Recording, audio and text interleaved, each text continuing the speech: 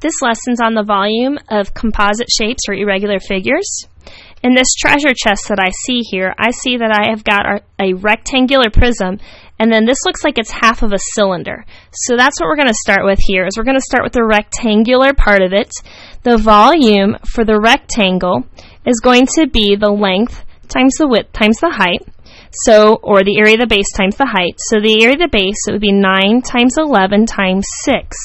So if we do 9 times 11 times 6, we're going to get that the volume is 594 millimeters cubed.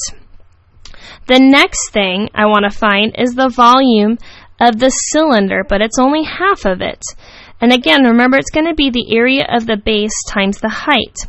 So what we first need to look at is the area of the base is actually going to be pi r squared, and then we're going to multiply it times the height. Well, we're missing the radius.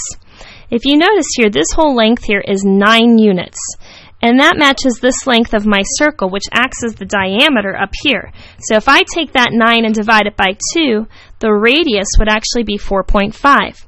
So we're going to take the pi, then it's going to be 4.5 squared times the height. The height is going to be how long it is from base to base, so we want to use the 11.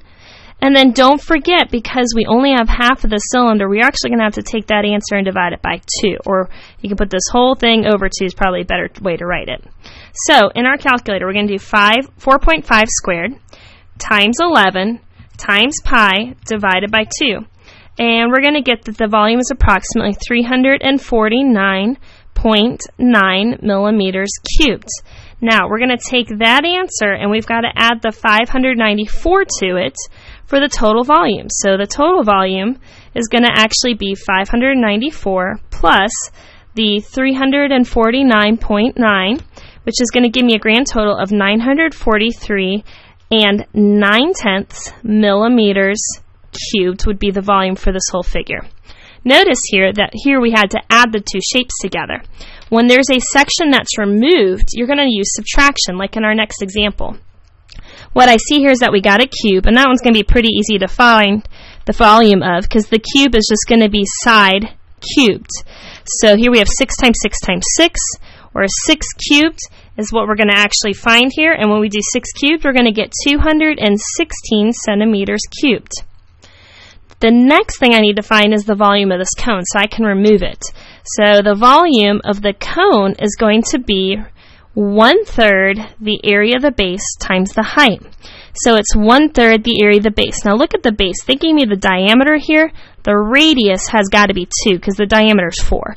So the area of the base would be pi r squared, so pi 2 squared, times how tall this thing. Well, from the tip, or from the middle of the circle all the way to the opposite edge, that's got to be 6 centimeters because it's the height of this cube here. So now we can throw all that in our calculator. So 2 squared times 6 times pi divided by 3. And we're going to get that that's approximately here 25.1, and we got centimeters cubed.